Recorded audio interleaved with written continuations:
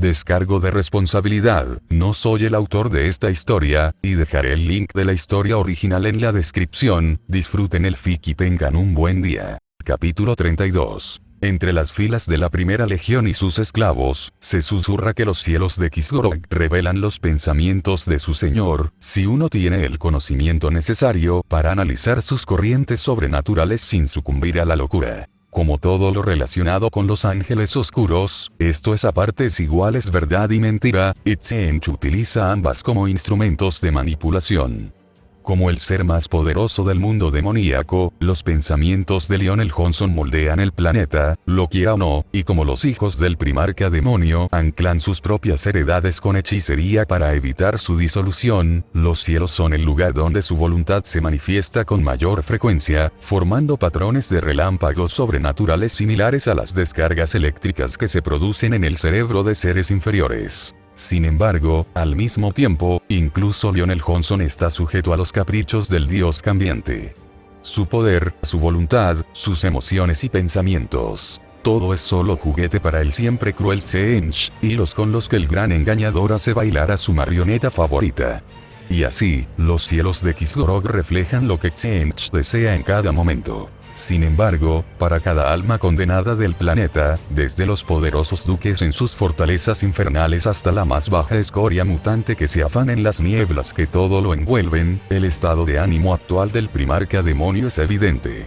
Una tormenta ruge en el mundo demoníaco, una de una potencia como pocas veces ha sido presenciada, ni siquiera por los guardianes de registros de la primera legión, envueltos en las sombras. Miles de esclavos ya han perecido, mientras rayos del tamaño de Titanis Imperator caen desde los cielos estruendosos, mientras sus amos se refugian en sus fortalezas y, ocultos tras gruesos muros y poderosas protecciones, intentan adivinar la causa de su ira. Uno de los ángeles oscuros pronto descubrirá el motivo del descontento de Lionel Johnson. Se trata de Baltasar, señor de los ritos, uno de los 9 grandes maestros de los ángeles oscuros, líderes de la primera legión, esclavos que se consideran amos. Invocado por la voluntad de su progenitor genético, Baltasar asciende los interminables y movedizos escalones que conducen a la cima de la torre del primarca demonio, desde donde lo ve todo y sabe todo lo que ocurre en Kisgorok. Los vientos de la tormenta sobrenatural lo azotean, desgarrando los pergaminos que cuelgan de su armadura, obligándolo a concentrarse en el ascenso para no resbalar y caer, pues no hay barandilla ni barrera entre los escalones en espiral y el vacío inmenso. Baltasar sabe que no sería la primera vez que un gran maestro muere de esta manera, y aunque no se le ocurre ninguna razón por la que su primarca lo quiera muerto, quizá la razón de la tormenta sea que, de alguna manera, cometió un error al servir a Tzench y se ganó el desagrado del león. Finalmente, con los músculos ardiendo de un agotamiento que mataría a un mortal varias veces, el gran maestro alcanza la cima de la torre. Allí, el señor de los ritos, cuyas sutiles manipulaciones han acarreado la condenación de sistemas estelares enteros y la ruina de sectores, se postra en súplica, pues sabe que su señor entronizado puede deshacerlo con una sola palabra. Durante 9 largos minutos, permanece allí tendido, en silencio, con la frente apoyada contra la piedra que fue tejida con la misma voluntad del maestro de la primera legión cuando llegaron a este mundo demoníaco después de la derrota terrestre, preguntándose si esto es todo, si todo su servicio a los ángeles oscuros y a su divino patrón lo ha traído hasta aquí para morir por algún fracaso que no puede concebir. Entonces, por fin, Lionel Johnson habla. Baltasar. Escuchar su nombre pronunciado por el instrumento predilecto del arquitecto del destino es a la vez una bendición y una maldición, y Baltasar lo sabe bien. Pues si bien la atención de Tzench puede traer gran gloria, también puede traer la ruina absoluta, todo según el inescrutable plan del gran conspirador. El gran maestro levanta la cabeza para mirar a su progenitor genético ascendido, pero todavía no habla. Korsuain ha sido encontrado, dice Lionel Johnson. A pesar de los años de preparación mental como aspirante, a pesar de todo su entrenamiento y dominio de las artes secretas, a pesar de las eras que pasó siendo un juguete de Tzench y creyéndose un campeón, a Baltasar le toma un instante comprender las palabras de su señor, tan inesperadas son. Durante siglos, aunque el tiempo es aún menos importante en Kisgorok que en cualquier otro lugar del Ojo del Terror, los ángeles oscuros se han preguntado qué fue del primer archiduque tras su desaparición tras el castigo del león por su traición e intento de usurpación. Muchos lo creen destruido, su esencia aniquilada como justa recompensa por su arrogancia, su destino una lección para todos aquellos que siquiera piensen en rebelarse contra los elegidos ungidos de Tsench.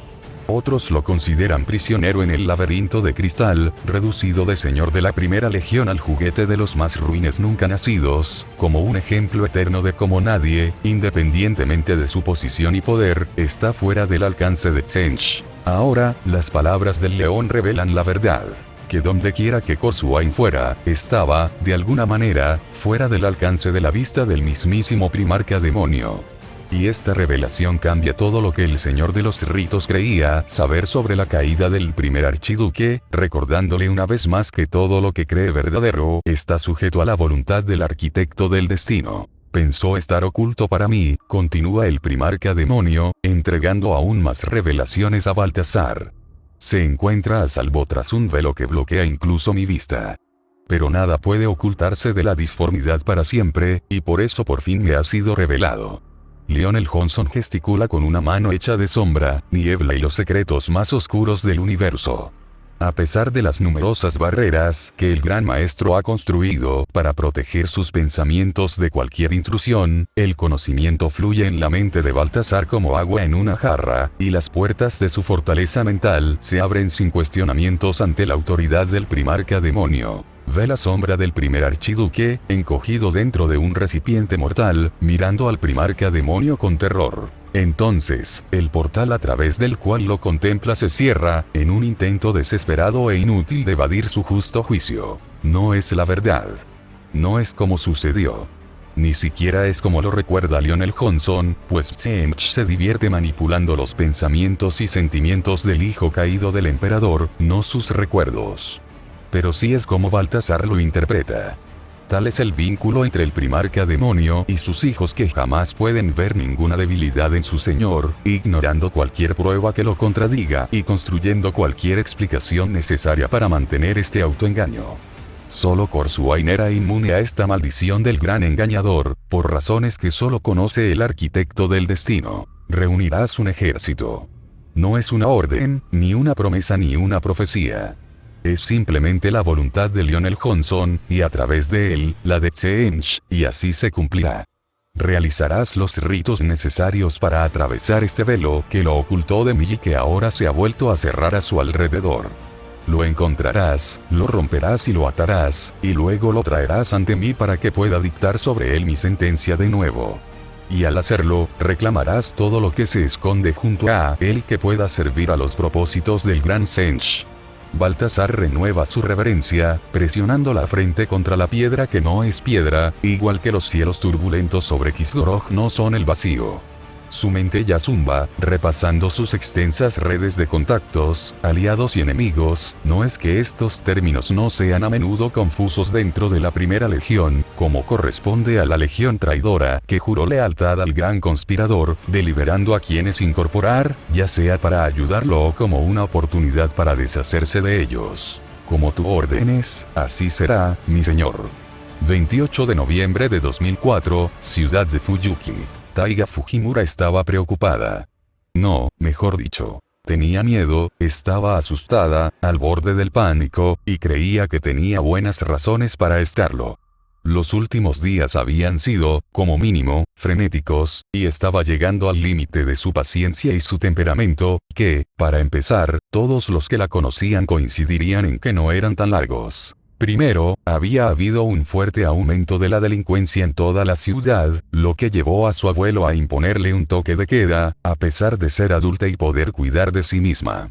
Eso significaba que ya no podía visitar a Shiro Sakura, a pesar de que acababa de enterarse de que los dos tortolitos albergaban no solo a Miranda-chan, hija de un conocido de Kiritsugu, sino también a la hija de este, junto con sus criadas y su guardaespaldas, quien era pariente de Miranda-chan. Ella también debería haber estado allí para conocer a Iyea-chan y acompañar al adolescente que vivía con un grupo de chicas hermosas, pero su abuelo se había negado a entrar en razón cuando intentó convencerla. Claro, Shiro era más maduro que la mayoría de los chicos de su edad, de hecho, el único que conocía remotamente tan razonable como él era Issei-kun, y como profesora, Taiga sabía mucho, pero seguía siendo un adolescente. Pero finalmente cedió, reconociendo que esta era una de las pocas veces que no podría hacerle cambiar de opinión a su abuelo. Luego, mientras estaba en la escuela trabajando con el resto del personal para decidir cómo manejar el cierre ordenado de la semana siguiente, fue prácticamente secuestrada por un grupo de hombres de su abuelo. Se presentaron en la escuela, fueron directo a la sala de profesores y se la llevaron a una de las casas de seguridad de la familia Fujimura. Taiga casi les dio una paliza a todos, pero luego le dijeron que la sede de la familia había sido atacada por terroristas y que su abuelo quería que estuviera a salvo. Explicarles lo sucedido a sus colegas iba a ser muy incómodo. Todos sabían que estaba emparentada con el único grupo yakuza de la ciudad, pero todos siempre habían fingido que no era así, a pesar de que su abuelo fue la razón por la que consiguió una licencia de maestra y la asignaron a Fuyuki. No es que fuera una mala maestra, y golpearía a cualquiera que insinuara lo contrario. El abuelo solo tuvo que intervenir para asegurarse de que esos burócratas estirados vieran más allá de su apariencia ruda y se fijaran en la personalidad tierna y cariñosa que se escondía bajo su ropaje.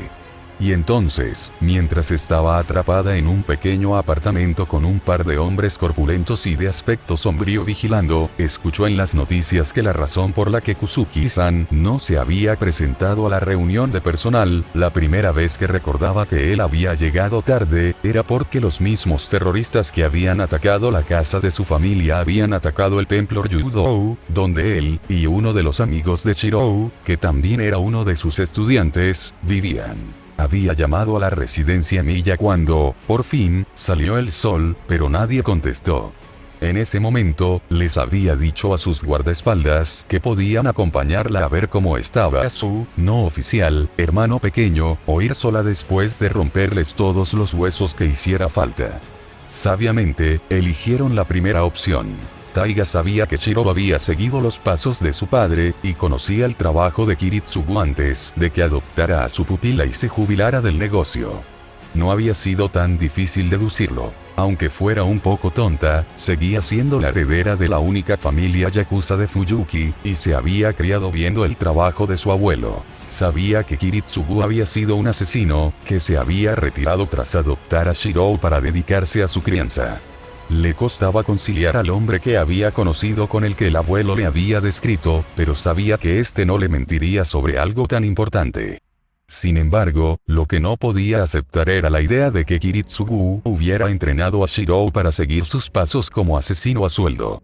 La sola idea de que Shirou fuera una especie de sicario resultaba ridícula para cualquiera que lo hubiera conocido. Por otro lado, podía imaginar a Kiritsugu entrenando a Shirou para luchar y así estar a salvo si la gente del pasado de su padre lo perseguía, y a Shirou decidiendo usar ese entrenamiento para proteger a otros. Por eso le preocupaba que su hermano pequeño se hubiera metido en problemas. «Shirou», gritó mientras abría la puerta de golpe. «¿Estás bien?». La voz de Taiga se fue apagando a medida que observaba la escena que tenía frente a ella. «Buenas noticias». Había encontrado a Shirou, estaba vivo y no tenía heridas ni vendajes visibles. Además, todos los que esperaba ver estaban allí, en la mesa, y ninguno parecía herido. Malas noticias. Estaba pálido y visiblemente exhausto, lo que significaba que, fuera lo que hubiera pasado la noche anterior, sin duda había estado involucrado de alguna manera. Noticias muy confusas. Había un grupo de mujeres hermosas de distintas edades sentadas a la mesa con él. Lo cual no era sorprendente en sí mismo, pero el hecho de que Taiga no conociera a varias de ellas sí lo era. Estaban Sakura-chan, por supuesto, Tosaka-san y Miranda-chan. Iria-chan también estaba allí, con Amelia-san y sus dos sirvientas. Hasta ahora, todo bien. Taiga se habría sorprendido si Shirou las hubiera dejado irse mientras la ciudad estaba en confinamiento. Luego había 3 chicas de pelo morado que no eran Sakura. Una parecía mayor y tenía un cuerpo sacado de una revista que los estudiantes no debían llevar a la escuela, pero seguía colándose. Las otras 2, que parecían idénticas a los ojos de Taiga, parecían tener más o menos la edad de Iria-chan.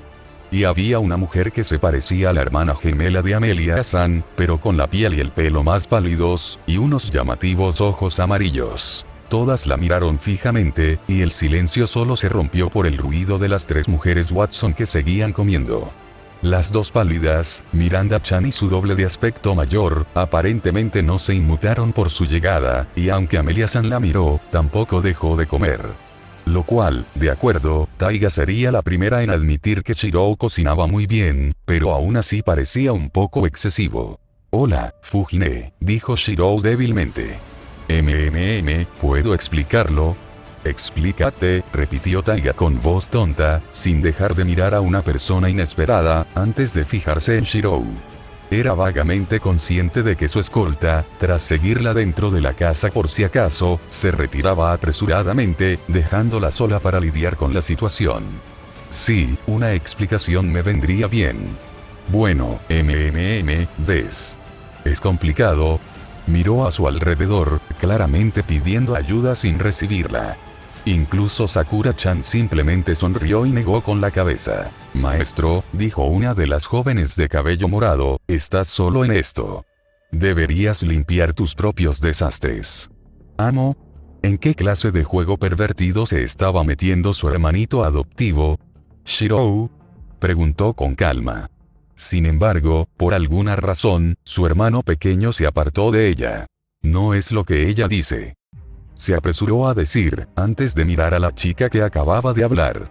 «Euriale, por favor, deja de expresar las cosas de forma que la gente pueda malinterpretarlas». Antes de que Taiga pudiera decir algo más, la otra chica, que se parecía exactamente a la primera, dijo: «Ayudó a nuestra hermana a liberarnos de un anciano espeluznante que nos tenía retenidos en una casa a las afueras de la ciudad y que tenía debilidad por estar dentro de cuerpos de niños.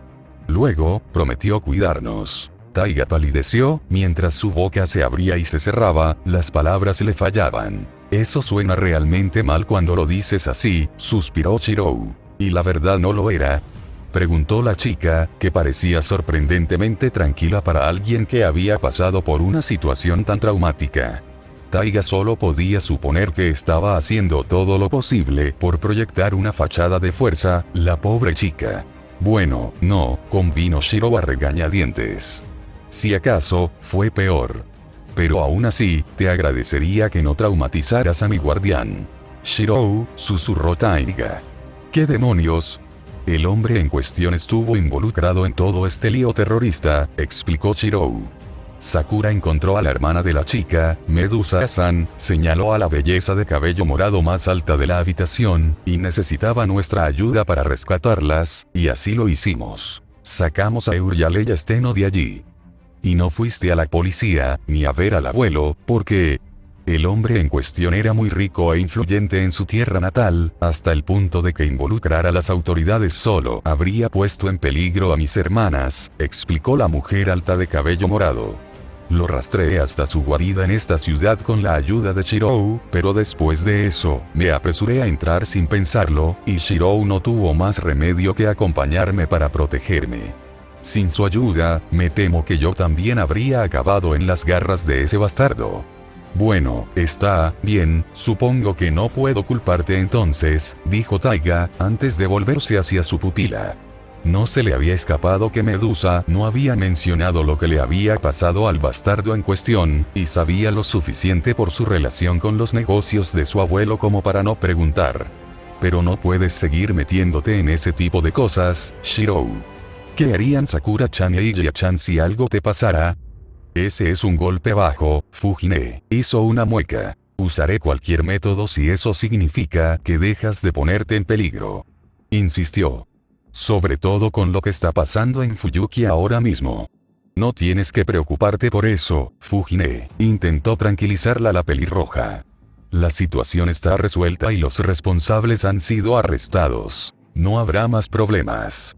Oh, claro que lo había hecho, el completo idiota. Shirou, te acabo de decir que tengas más cuidado. Shirou parpadeó, como si recién ahora se diera cuenta de que había cavado su tumba aún más profunda. Eso fue anoche. Explicó apresuradamente. Y no tuve elección.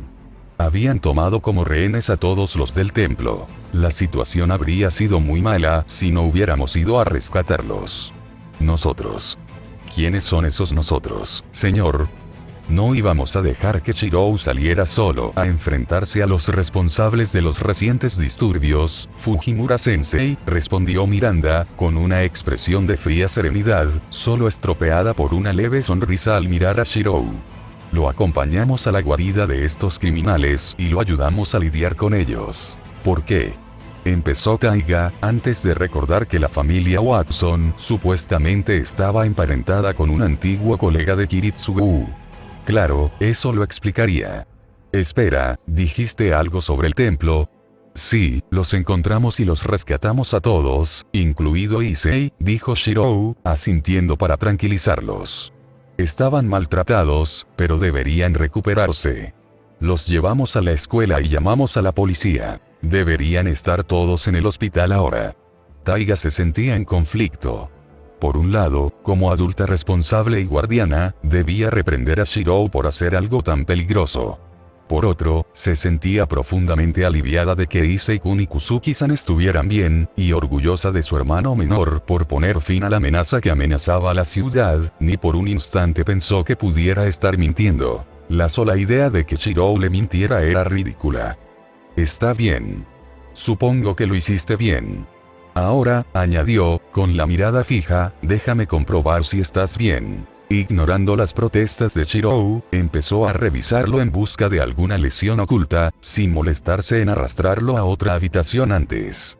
Como era evidente que el instinto de supervivencia de Shirou no funcionaba bien, tal vez avergonzarse delante de todas sus amigas haría que Taiga entendiera la lección que intentaba darle a su hermano menor. Mientras Fujimura-sensei salía para ver cómo estaban Issei y los monjes en el hospital, prometiendo volver pronto, Rin suspiró aliviada.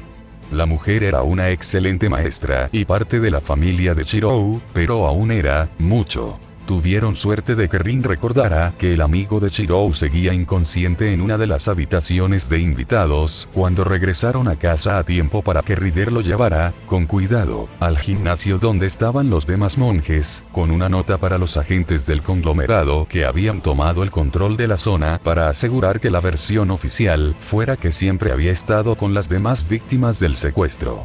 Tenerlo todavía en casa cuando llegó el tutor de Shirou habría hecho las cosas aún más difíciles de explicar. Tal como estaban las cosas, la avalancha de noticias la había distraído tanto que se olvidó de preguntar sobre el asunto del maestro. Ojalá Archer y Assassin fueran más discretos en el futuro, o de lo contrario la reputación de Shirou con su tutor se vería bastante afectada, sobre todo porque Fujimura-sensei no era precisamente muy bueno guardando secretos, lo cual era bastante sorprendente dados los negocios de su familia. En cualquier caso, ahora que el tigre de Fuyuki se había marchado y habían comprobado que las protecciones de la residencia seguían activas, podían hablar de hechicería abiertamente.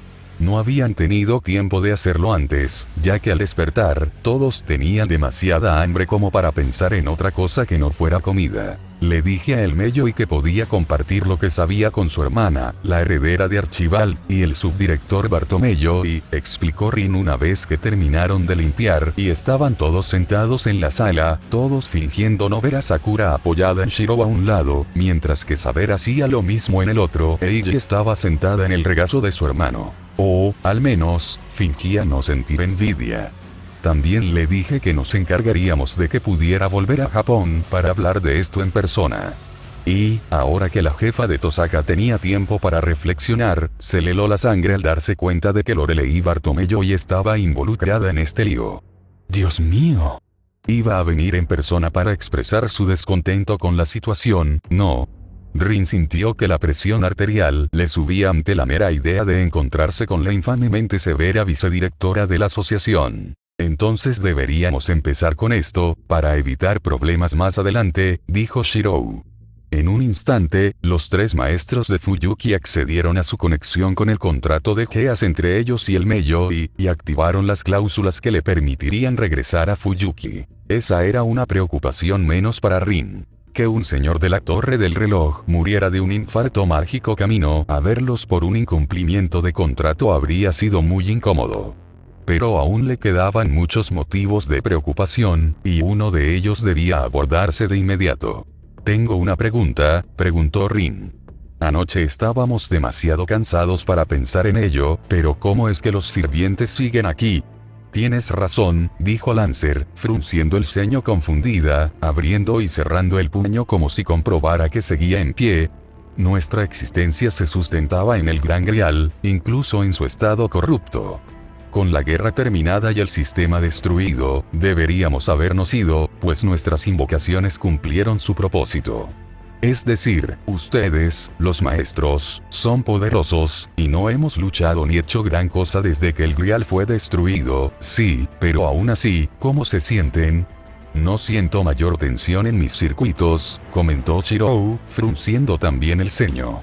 «Y tienes razón, Lancer.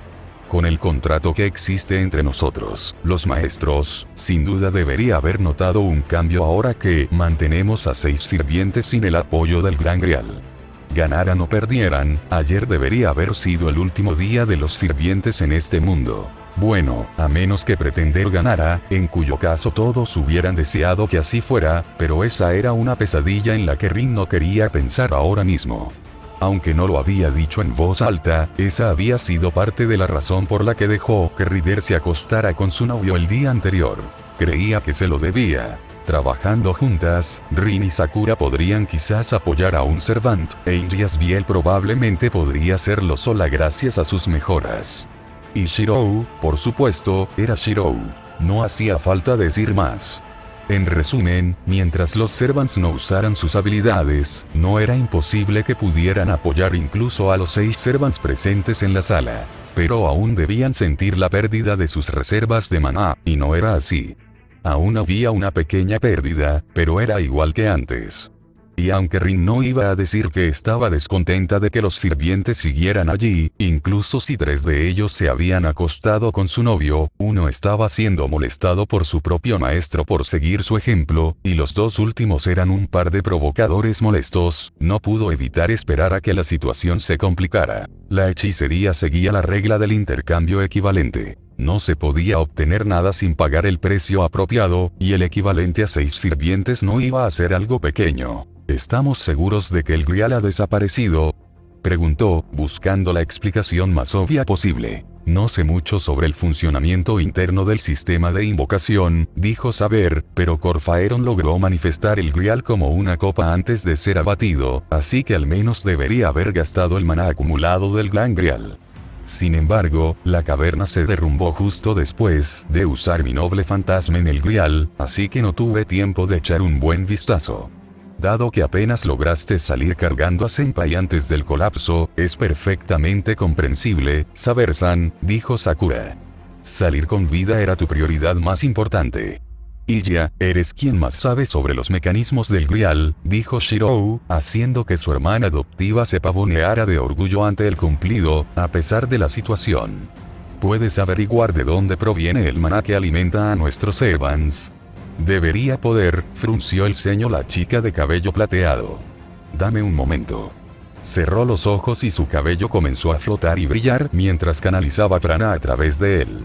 Como descendiente de una de las 3 familias que habían construido el Gran Grial, Rin tenía una buena idea de lo que hacía. Ejercía su autoridad como el Grial menor y maestra, lo que podría haber sido un golpe de genio o una decisión estúpida de los Ainsburn, aunque dada la rapidez con la que se unió a Shirou, Rin se inclinaba por esto último, para inspeccionar la compleja construcción arcana que permitía el ritual del toque celestial en Fuyuki. El hecho de que la propia Rin no pudiera haberlo hecho sin obtener acceso físico al sistema, y buena suerte con eso, dado que la caverna se había derrumbado, era otra señal de cuánto había perdido la familia Tosaka con la muerte de su padre y la flagrante mala gestión de Kirei. Lo cual, ahora que se había revelado la verdadera lealtad del falso sacerdote, de repente cobraba mucho más sentido.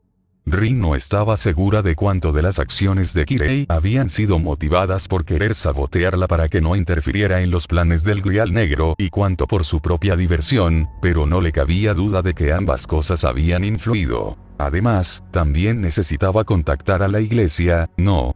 Kirei había sido el representante de la organización en Fuyuki, después de todo. Explicarles a los exorcistas que uno de los suyos había sido subvertido por una entidad infernal con un poder aniquilador daría pie a una conversación interesante, ya lo sabía. Después de unos momentos, el hechizo de Ilya se disipó, sacando a Rin de sus sombrías contemplaciones y llevándola de vuelta al problema en cuestión. Bueno, la buena noticia es que Lancer ya no está conectado al Gran Grial, comenzó el semi-homúnculo, y supongo que lo mismo ocurre con los demás sirvientes. El vínculo se ha perdido por completo. Supongo que se derrumbó junto con el Gran Grial cuando Saber usó su noble fantasma dentro de la caverna y destruyó el Grial corrupto. Está bien. ¿Cuáles son las malas noticias?, preguntó Shirou. No son malas noticias, sino confusas. Genial, como si necesitaran más. Lancer definitivamente sigue extrayendo maná de una fuente externa, pero está mucho más cerca de nosotros que el punto de conjunción de las líneas místicas. ¿De qué tan cerca estamos hablando?, preguntó Rin. En esta habitación con nosotros, respondió Ilya, mirando a su alrededor. Pero no pude encontrarlo. ¿Tendrá algo que ver con este anillo?, dijo Saber, extendiendo la mano sobre el regazo de Shirou para agarrar su antebrazo izquierdo y levantarlo. Rin miró las manos de Shirou y parpadeó sorprendida. Saber tenía razón. Allí, en el índice izquierdo de Shirou, había un anillo que definitivamente no había estado allí antes. Shirou no usaba joyas, ya que le estorbaban en su trabajo, ya fuera como hechicero o como entrometido. Exteriormente, era una simple banda de metal, pero cuando Rin, con mucho cuidado, activó sus percepciones mejoradas, comenzó a brillar con la señal reveladora de algún encantamiento serio. De alguna manera, salvo Saber, no habían notado su presencia hasta ahora, lo cual era señal de lo exhaustos que seguían, o algo muy grave, ya que significaría que algo les había afectado la mente y no se habían dado cuenta. Y con quienes estaban en la habitación, cualquier cosa que pudiera engañarlos era algo de lo que había que cuidarse. ¿Saber desde cuándo llevó esto puesto?, preguntó Shirou, sonando comprensiblemente cauteloso. Desde nuestra pelea contra el pretendiente, respondió el sirviente con indiferencia. Lo noté en tu mano mientras te llevaba afuera. ¿Y no se te ocurrió mencionarlo antes?, preguntó Rin con aspereza. Saber la miró fijamente sin pestañear. Todos estábamos un poco preocupados en ese momento, señaló. Y además, lo reconocí como uno de los anillos en los dedos de Corfaeron, específicamente, el que le voló la mano después de que Shirou le disparara una flecha mágica. Mi instinto me decía que no era un peligro para él, y si el análisis de Ilya es correcto, entonces yo tenía razón. Refunfuñando y sin molestarse en pedir permiso, Rin se acercó a Shirou, mientras Sakura se apartaba amablemente.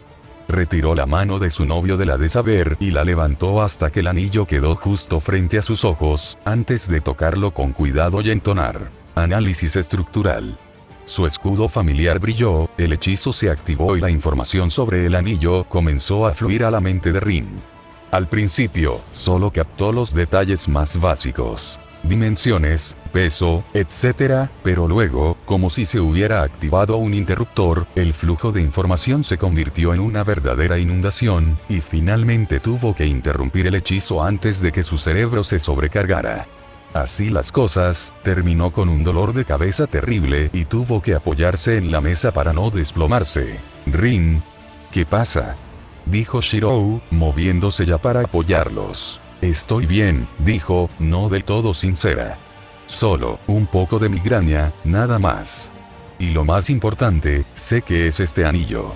Ese conocimiento formaba parte del paquete de información que acababa de recibir, y probablemente necesitaría días para procesarlo por completo, si es que alguna vez lo lograba. Es uno de los 10 anillos de Salomón, dijo, lo que dejó paralizado a Ilya, quien se había criado en una familia de magos de verdad. ¿Sabes? Los que supuestamente le dio Dios y que le permitieron comandar los pilares demoníacos. Es uno de esos. Oh, dijo Shirou. El novio de Rin echó un vistazo rápido al anillo, con los ojos brillantes, antes de darse la vuelta, con el rostro contraído por una expresión de dolor, abrumado también por el flujo de información resultante. Lo cual, considerando lo que Rin sabía que era capaz de hacer, significaba que o bien aún se estaba recuperando, o bien el anillo era aún más poderoso, y, por lo tanto, peligroso, de lo que ella creía. El Melloi nos dijo que el jefe del ánimo esfera intentó invocar a Solomon, ¿verdad? Preguntó Ryder. Tendría sentido que usara uno de los anillos del rey de los magos como catalizador, incluso si acabara recibiendo a Corfaeron. Pensé que Fuyuki fue elegida como sede de la Guerra del Grial porque se construyó en una confluencia de líneas místicas que podían aprovecharse para alimentar a los Evans, frunció el ceño Saber. Y se necesitó el trabajo de 3 familias de magos para construir el Gran Grial. Ahora me dices que ese pequeño anillo es suficiente para hacerlo por sí solo. Sí, dijo Rin con seriedad. Eso es lo que te digo. Hay una razón por la que a Salomón se le llama el rey mago y fundador de la hechicería. La verdad es que no me sorprende que se volviera contra pretender en el último momento, como dijo Saber. Un artefacto de tal antigüedad y poder tendría todo tipo de defensas, y una vez que Pretender estuvo demasiado distraído para controlarlas con su propio poder, debieron activarse. Entonces, lo que estás diciendo es que esto pondrá a la asociación en un frenesí, si se corre la voz de que Senpai tiene algo así en su poder, dijo Sakura, típicamente más concentrada en el peligro que esto podría traer a su familia que en el increíble descubrimiento arcano que tenían frente a ellos. Rin resopló. Oh, sí. Definitivamente. Y yo diría que es más una cuestión de cuando se corra la voz que de si se corre. Japón puede ser un lugar remoto para la élite de la Torre del Reloj, pero algo como lo que sucedió sin duda atraerá mucha atención, y si no podemos ocultar a los sirvientes de Fujimura Sensei, entonces ni siquiera deberíamos molestarnos en intentar ocultarlos de la asociación. Lord Melloi y Lady Bartomelloi lo sabrán, no hay vuelta atrás, y con el tiempo la noticia se filtrará a otros. Y cuando la gente sepa de ellos, se preguntará cómo podemos mantener su presencia, y cuando investiguen, descubrirán lo del anillo, terminó Shirou. ¿Crees que deberíamos prepararnos para defendernos de los magos que intentan robarlo? Su valor es, mira, ni siquiera quiero pensarlo, dijo Rin. No tengo ni idea de cuánto gastó el jefe del ánimo esfera en adquirirlo, pero a ojos de la asociación, definitivamente vale más que toda esta ciudad junta. Así que, sí, definitivamente vamos a tener que lidiar con ladrones. No se molestó en sugerir que lo abandonaran. Era lo único que sustentaba a los sirvientes, y conocía a sus compañeros lo suficiente como para saber que ninguno lo consideraría aceptable. Incluso Illa preferiría enfrentarse a toda la asociación antes que renunciar a Lancer. ¿Estás seguro de que no podemos pedirles a El Melloi y Bartomelloi que guarden silencio? Preguntó Sakura. Después de todo, acabamos de ayudar a salvar el mundo. Me temo que no será tan sencillo, dijo Lancer, demostrando que, de las 3 versiones del rey Arturo presentes, era la única que había tenido que lidiar con la experiencia política. Precisamente por lo cerca que estuvimos de una situación apocalíptica, habrá muchas facciones buscando respuestas o, en su defecto, un chivo expiatorio al que culpar de todo. El subdirector podría estar dispuesto a clasificar los detalles, pero eso solo hará que otros piensen que hay algo que vale la pena ocultar, y, según mi experiencia, la mayoría de los magos son extremadamente codiciosos cuando se trata de objetos mágicos, especialmente aquellos de tan larga antigüedad y potencia. Pero esto es Japón, dijo Shirou. Estamos lejos de los centros de influencia de la asociación. ¿Crees que el conglomerado estaría dispuesto a ayudarnos? Eso es, Rin hizo una pausa, antes de admitir. No lo sé. Vale la pena intentarlo, aunque probablemente tengamos que contarles sobre el anillo, lo que creará otra fuente de posibles filtraciones. Tendremos que arriesgarnos, porque no vamos a tener tiempo que perder desechándolo todo. Cualquier mago insignificante que venga a Fuyuki pensando que puede triunfar robando el anillo, dijo Shirou. ¿Qué quieres decir? Preguntó Rin, temiendo la respuesta. Había pensado que, tras salvar al mundo del Grial corrupto, lo peor que tendrían que afrontar sería la política de la Torre del Reloj, que ya era bastante peligrosa por sí sola, incluso con la potencia de fuego de 6 servants de su lado. Shirou procedió a contarles todo lo sucedido tras verse obligados a separarse. En lugar del breve resumen de encontramos a pretender, activó el grial, Shirou manifestó su esfera de realidad, matamos a Corfaeron, hice estallar el grial, que Saber había pronunciado tras emerger de la caverna con su maestro inconsciente justo cuando ésta se derrumbaba tras ella. El hecho de que Pretender hubiera podido invocar copias corruptas de los sirvientes de la tercera y la cuarta guerra era aterrador. Si hubiera usado esa habilidad en combinación con los pilares, podrían haber estado en apuros. Pero entonces, reflexionó, si Corfaeron hubiera sido astuto, habría dispuesto a enfrentarse a ellos con todos los pilares disponibles a la vez, y con Gilgamesh presente para ayudarlos.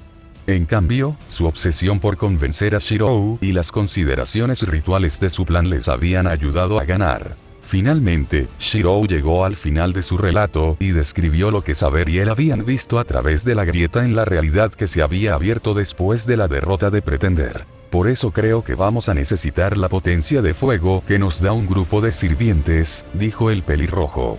Porque, Shirou dudó, pero continuó. Porque nos vio. Lionel Johnson, el primarca de Corsuain. Nos vio en el último momento, antes de que el noble fantasma de Saber destruyera la grieta creada por el Grial del Caos. A pesar de saber que Saber había detenido la amenaza, la idea de que un monstruo como ese casi hubiera nacido gracias al Grial corrupto tras la derrota de su marioneta hizo que Rin se estremeciera de miedo tardío. Entonces Shirou siguió hablando, y las cosas empeoraron muchísimo. ¿Por qué debemos preocuparnos por él?, preguntó Rin.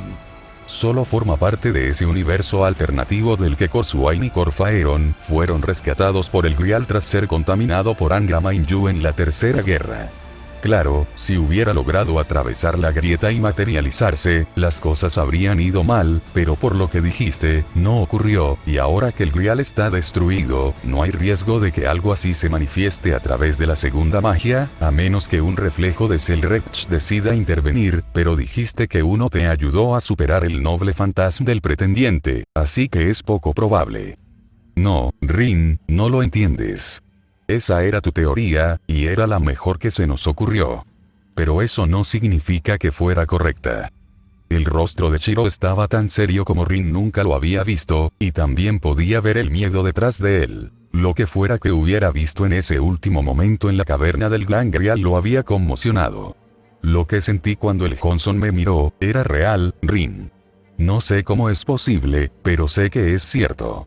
Y si lo es, significa que el resto de los recuerdos de Corsuain también lo son. Toda una galaxia de horrores y guerras sangrientas e interminables, bajo la risa de dioses crueles. Y, lo más importante, él también sabe que existo. No creo que supiera lo que le sucedió a Corsuain después de castigarlo por su rebelión, pero ahora lo sabe, y no lo ignorará. Como mínimo, su amo no se lo permitirá. Ah. Cierto. Rin casi había olvidado que, a pesar de todas las tonterías de las que Shirou era capaz, el ángel oscuro del que extraía su poder seguía estando lejos de ser la entidad más peligrosa de esa realidad de pesadilla que mostraban sus visiones. Corsuain había sido poderoso incluso allí, sí, pero antes de su intento de traición, había respondido al primarca demonio de los ángeles oscuros, Lionel Johnson. Y luego, por encima de eso, estaba el dios oscuro de las mentiras, la traición, la magia y la ambición, Sench. Una entidad cuyo poder, según los recuerdos heredados de Shirou, eclipsaba al de cualquiera de los seres divinos que habían estado activos en Gaia durante la era de los dioses, aunque al menos Sench no podía manifestarse completamente en el universo material y necesitaba que sus demonios lo hicieran en su lugar. Eso es realmente terrible, dijo Iria, quien había leído las notas de Rin que recopilaban las visiones de Shirou de esta otra realidad de la que provenían el ángel oscuro, el pretendiente y sus secuaces infernales, y parecía tan preocupada ante la perspectiva como Rin. Ese universo era interesante de leer, pero no querría vivir allí, y si tienes razón, entonces todos queremos, continuó el joven albino, un sentimiento con el que Rin coincidía plenamente. Dejando de lado el horror existencial, si tienes razón y ese monstruo es real y está ahí fuera, ¿qué crees que deberíamos hacer? Todos en la sala parecían preocupados. Todos conocían al menos las líneas generales de las visiones de Shirou, y habían luchado contra criaturas de ellas la noche anterior. Criaturas que Rin ahora comprendía que eran los mismos demonios de las visiones de Shirou de los reinos del caos, donde los sirvientes de los dioses oscuros se enfrentaban entre sí, y Korsuain había sido capitán de Tsench. Necesitamos prepararnos, dijo Shirou. Incluso en el mejor de los casos, si lo que vi fuera solo una conjuración de la segunda magia y entrara en pánico por nada, entre la investigación, los sirvientes y el anillo, es mejor reforzar nuestras fuerzas de combate tanto como sea posible. Eso tenía sentido para Rin. Tampoco pasó por alto que, aunque Shirou decía que podría estar equivocado, no creía que fuera así en absoluto. Ojalá fuera el trauma de su fusión mental con el ángel oscuro, aunque a Rin no le gustara verlo así. Acababan de evitar un apocalipsis. No quería pensar que les esperaba algo peor en el futuro. Primero, continuó, tenemos que hacer algo con el estado de Ilya. Tener una copia de Avalon dentro de ella es una solución provisional útil para mantenerla con vida, pero no sirve de nada. No puede resolver sus problemas, solo evitar que muera por ellos, y la hace depender de mí para mantener la copia y de Lancer para que funcione correctamente estando cerca de ella. No tengo ningún problema con eso, dijo Ilya, un comentario que no sorprendió a nadie en la mesa, excepto quizás a Shirou. El semi-homúnculo se había aferrado a su hermano adoptivo casi con la misma fuerza que Sakura años atrás, y mucho más rápido también. Rin decidió no pensar en por qué su novio era tan atractivo para lastimar a las mujeres, ni en lo que eso decía de ella. Es una debilidad enorme que nuestros enemigos seguramente aprovecharán si no la solucionamos, dijo Shirou con paciencia. Solo bastaría con que nos separáramos o que te vieras afectado por algún tipo de campo disipador que pudiera superar mi proyección, y quedarías incapacitado. Eso es inaceptable, Ilya. Entonces, ¿qué propones que hagamos al respecto, Only-chan? Lo desafió Ilya. Te guste o no, así es como me crearon los Ainsburn. Pero no es así como naciste, interrumpió Saber. Los ojos amarillos de la sirvienta estaban fijos en Shirou, y, ya fuera por su vínculo o por su propia perspicacia táctica, era evidente que tenía una idea de a dónde quería llegar con esto. Shirou sugiere que vayamos al origen del problema, por así decirlo. Así es, confirmó Shirou. Una vez que la situación se haya calmado en Fuyuki, creo que deberíamos visitar a los Ainsburn y pedirles amablemente su ayuda. Sinceramente, dudo que estén dispuestos a dármelo, dijo Lancer, quien no parecía decepcionado en absoluto. Estaba claro que no esperaban que Ilya sobreviviera a la guerra del Grial. Entonces, si la cortesía no funciona, tendremos que ser más contundentes, dijo Shirou con suavidad. Genial, pensó Rin. Iban a destruir a otra antigua y respetada familia de magos. De verdad que no tenía muchas ganas de discutir con el Meyo y el subdirector. Lentamente, con dolor, Kamido abrió los ojos. Los últimos vestigios de su pesadilla, un rostro rojo sangre, casi olvidado, con ojos llameantes, se desvanecieron, reemplazados por la visión de un techo desconocido. La cabeza lo estaba matando, y no de la misma manera que después de una noche de copas con los chicos. No, este era un dolor completamente diferente. El que se siente después de ser golpeado hasta casi matarte por alguien más grande, más fuerte y más cruel. Respiró hondo y se arrepintió al instante, pues sintió un dolor punzante en el pecho. El aire olía a antisépticos y otras cosas cuyo nombre desconocía. Había estado hospitalizado suficiente tiempo como para reconocer que ahora estaba en uno, pero eso solo le traía más preguntas. ¿Qué le había pasado? Había estado informando en la sede central sobre los esfuerzos para proteger a sus negocios afiliados del aumento de la delincuencia violenta de las últimas semanas, lo recordaba con claridad. Entonces, ¿un ataque? Sí. Cuanto más lo pensaba, más nítidos se volvían sus recuerdos. El cuartel general del grupo Fujimura había sido atacado por un grupo de hombres armados con ropa anodina y lo que debía ser equipo militar, con los ojos desorbitados por lo que debía ser el consumo de drogas fuertes, dada la total falta de cuidado por sus vidas y la poca disciplina con el gatillo que habían demostrado. Habían superado sus defensas y habían empezado a matar gente por ahí. Recordó haber arrastrado a Oyabun y a un grupo de ayudantes al búnker, antes de llamar a Emilia para pedir ayuda, y entonces, bueno, estaba vivo, así que obviamente el chico debió haber llegado a tiempo para salvar su vida. Kamido desconocía cómo Emilia había podido enfrentarse a un grupo de matones armados, y creía que era mejor no saberlo. Hasta el día de hoy, desconocía cómo el chico hacía la mitad de las cosas que hacía, y como siempre le decía su mentor en la Yakuza. Cuanto menos sepas, más corto será el interrogatorio. Simplemente se alegraba de que Emilia estuviera de su lado. Se oyó el sonido de una puerta al abrirse, y giró la cabeza, arrepintiéndose al instante, pues su cuerpo lo castigaba por su arrogancia con lo que parecía un pico en la frente, para ver entrar a una enfermera. Sus ojos se abrieron de par en par al verlo despertar, y corrió a su lado. «Por favor, no intentes levantarte, Kamido-san», le dijo. «Te trajeron aquí con las costillas rotas y una conmoción cerebral. Hicimos todo lo posible para curarte, pero necesitamos comprobar que no haya daños a largo plazo». «Estaré bien, señora», le aseguró, o al menos lo intentó. Su voz salió como un graznido seco, y se dio cuenta de que tenía muchísima sed.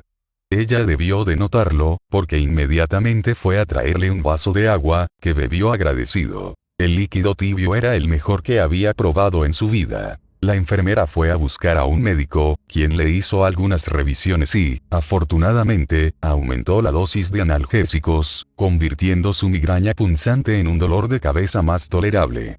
Luego le preguntó si se sentía capaz de hablar con algunas personas que habían estado esperando a que despertara. «Claro», dijo Kamido, quien no era nada del otro mundo, pero quería terminar con eso cuanto antes. «¿Puedo tomar un poco más de agua antes, si tengo que hablar?» Resultó que sí podía, y tras unos minutos y un par de vasos de agua tibia, entraron dos hombres. Uno de ellos vestía uniforme de policía, y Kamido lo reconoció. Como uno de los tenientes de confianza de Oyabun, conocía el rostro de casi todos los policías de Fuyuki. Kenji, llevaba casi 3 décadas en la policía, y durante todo ese tiempo se había esforzado por mantener la calma en la ciudad. No era precisamente corrupto, pero estaba dispuesto a ignorar algunas de las actividades menos glamorosas del grupo Fujimura, siempre que se mantuviera la paz. El otro hombre vestía el tipo de traje a medida que uno esperaría ver en un ejecutivo, y el instinto de Kamido lo identificó de inmediato como el más peligroso de los dos. No vio ninguna insignia ni emblema en su ropa, lo que solo lo puso aún más nervioso.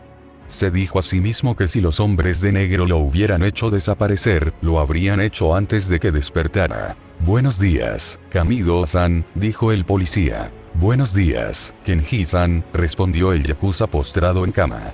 En ese momento, lo más inteligente habría sido callarse y fingir que el otro hombre no estaba allí. Desafortunadamente, Kamido no había terminado en la yakuza por actuar con inteligencia, así que preguntó sin rodeos. «¿Quién es el trajeado?» «No tienes por qué preocuparte, Kamido-san», respondió con suavidad el hombre aún anónimo. «Solo estoy aquí para asegurarme de que la amenaza terrorista sobre Fuyuki haya pasado y para ayudar a la ciudad a recuperarse de esta crisis lo mejor posible». «¿Algún tipo de espía, entonces?»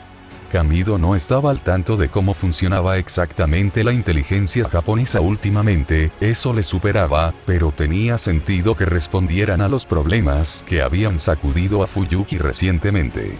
De hecho, Kamido estaba un poco molesto porque solo aparecían ahora. O quizás llevaban aquí todo el tiempo y solo se mostraban abiertamente para ayudar con la limpieza. No era como si supiera cómo se suponía que debían funcionar estas cosas. «De acuerdo», dijo en voz alta. «¿Qué pasa con los demás que quedaron atrapados en el ataque? ¿Cuántos hay en este edificio?» Lo que no se dijo fue la pregunta «¿cuántos están en las camas y cuántos en la morgue?», pero claramente ambos hombres tenían suficiente experiencia para entender su significado de todos modos. «Me temo que varios de sus colegas perecieron en el ataque», dijo Kenji con sincero pesar. «Sin embargo, le aliviará saber que los terroristas no lograron penetrar el viejo búnker. Raiga Fujimura y los demás que se escondían dentro están a salvo. Sin embargo, tenemos preguntas sobre lo sucedido, Kamido-san». «Pensé que sí». «Bueno, no tengo nada que ocultar», se encogió de hombros, mintiendo descaradamente. Pregunte lo que quiera, agente. No era la primera vez que la policía interrogaba a Kamido, aunque hacía años que no se molestaba en hacerlo. Si empezaban a presionarlo, Kamido tenía toda la intención de callar hasta tener un abogado en la sala. El grupo Fujimura tenía varios de guardia, tanto para los chicos como para ayudar a las personas bajo su protección cuando tenían algún problema legal y no podían permitirse una asistencia legal competente. No iba a meter al chico en problemas revelando su conexión con la yakuza, de eso estaba seguro. Por suerte, no tuvo que ir tan lejos. La pareja se creyó su historia de que había caído inconsciente en medio de la pelea y asumieron que el resto de las fuerzas de seguridad del grupo Fujimura habían logrado repeler a los terroristas por sí solas. De hecho, estaban tan dispuestos a aceptar su historia que le hizo sospechar. Supuso que el Oyabun ya había empezado a tramar encubrimientos, y que la pareja solo estaba allí para asegurarse de que no dijera nada que lo contradijera y para que la investigación pareciera exhaustiva. Bueno, a él le pareció bien. Gracias por su cooperación, Kamido-san, dijo el fantasma al terminar de contar su versión de los hechos. Le agradeceríamos que se quedara en la ciudad durante las próximas semanas, hasta que se solucione todo este lío. Por si acaso tenemos más preguntas para usted, ¿entiende? De todas formas, no me voy a ningún lado pronto, dijo, señalándose a sí mismo, tumbado en la cama del hospital. Y cuando salga de aquí, sabrás dónde encontrarme. Así lo haremos, Kamido-san, respondió el fantasma con una sonrisa que era casi siniestra. Así lo haremos. Después de algunas bromas más, el policía y el fantasma se fueron, dejando a Kamido solo. Probablemente debería llamar al chico y contarle esto, murmuró el yakuza para sí mismo. Lo que significaba que necesitaba convencer a una enfermera para que le permitiera usar un teléfono antes de que le volvieran a administrar la dosis y cayera inconsciente quién sabe por cuánto tiempo, y o bien conseguir que lo dejaran solo en la habitación mientras llamaba o ser lo suficientemente vago para que no se oyera nada directamente incriminatorio, todo ello mientras todavía estaba bajo el efecto de los analgésicos que ya fluían por su cuerpo. Genial.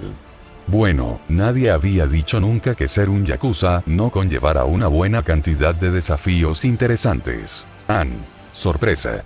Ha vuelto. Dios mío, este capítulo me costó muchísimo. Llevo casi un año preparándolo, y no debería haber sido así. Supongo que es porque la historia es muy diferente a mis otras obras. Las conversaciones de este capítulo fueron probablemente el peor caso de bloqueo creativo que he tenido. Y claro, cuanto más tiempo pasas sin leer una historia, más difícil es retomarla. Por ejemplo, se me había olvidado por completo que Saber había notado el anillo en el dedo de Shiro en el último capítulo, que no es el interludio, y tuve que editar esa parte a toda prisa. Al final, tuve que forzarlo, y no estoy del todo satisfecho con el final del capítulo, pero en este punto solo quiero terminarlo de una vez para que la historia pueda avanzar de nuevo. Espero que la publicación de los Belt 7 en Fugo sea suficiente para reactivar la historia, y ahora que Aigum está completo, debería tener más tiempo para dedicarle, pero no prometo nada. Quizás sí puedo evitar que tantos personajes hablen a la vez en el futuro. Ya veremos. Aún así, gracias a todos por seguir con esta historia tanto tiempo a pesar de no haber actualizaciones, y disculpas de nuevo por la larga demora. Prometo que no la abandonaré sin decírselo. Puede que tenga una pausa, pero no la dejaré morir sin terminarla. He leído demasiados fanfics geniales, solo para que se detengan de repente y les hagan eso. Sariel fuera.